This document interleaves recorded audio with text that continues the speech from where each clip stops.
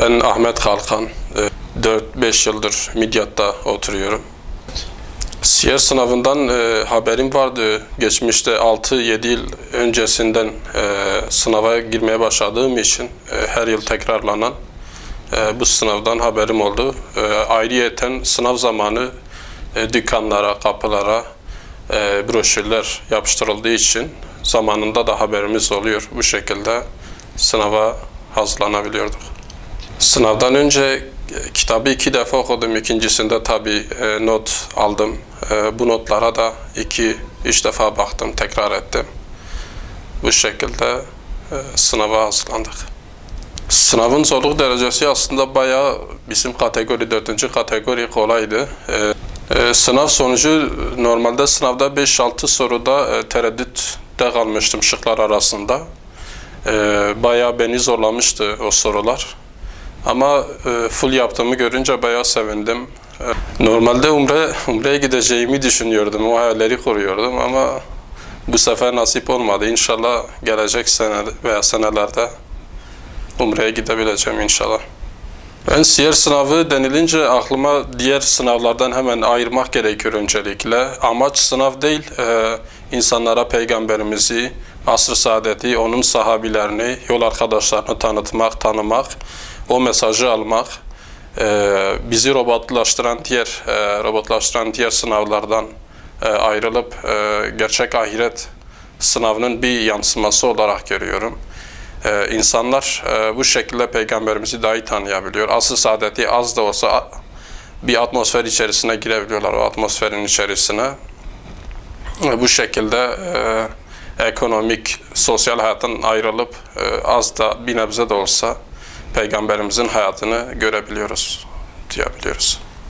Peygamberimizin hayatını şunun için öğrenmek gerekir ki tarihin gelmiş geçmiş bütün zamanların en büyük lideri, en büyük devrimcisi, bütün insanların uğruna savaş verdiği adaletin en büyük gerçekleştiricisi olduğu için ondan 1400 yıl sonra şu anki günümüze baktığımızda adaleti tam olarak yeryüzünde hakim göremediğimizde ve onun yokluğunu hissettiğimizde ona daha çok sarılmamız, onu daha iyi tanımamız, özellikle tanıyıp onun hayatını, yolunu sürdürmemiz gerektiğini düşünüyorum.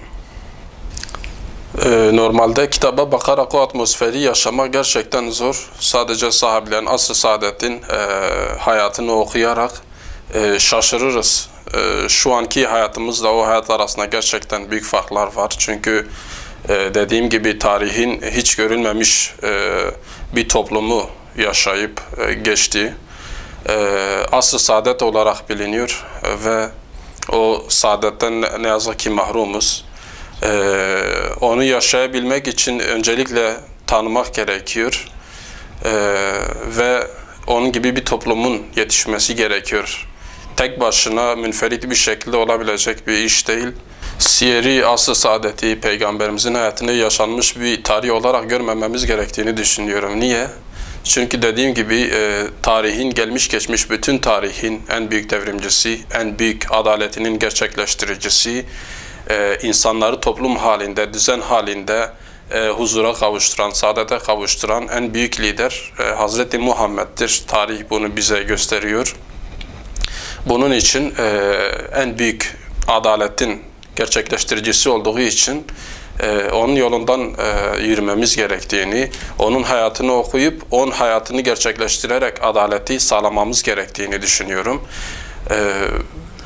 Asırlar boyu insanlar farklı dönemler geçirdi. Olaylar, durumlar, sosyal olgular insan kafasını bulandırabilir fakat onun adaletin en büyük gerçekleştiricisi olduğunu gölgeleyemez diye düşünüyorum. Peygamber Sevdaları platformuna da bu sınavı gerçekleştirdikleri için, bir nebze de olsa bizi asr-ı saadete götürdükleri için teşekkür ediyorum. Adaletin, hakkaniyetin, insanlığın bize gösterdiği en büyük insan hayatını bize öğrenebilme imkanı sağladıkları için teşekkür ediyorum. Allah razı olsun.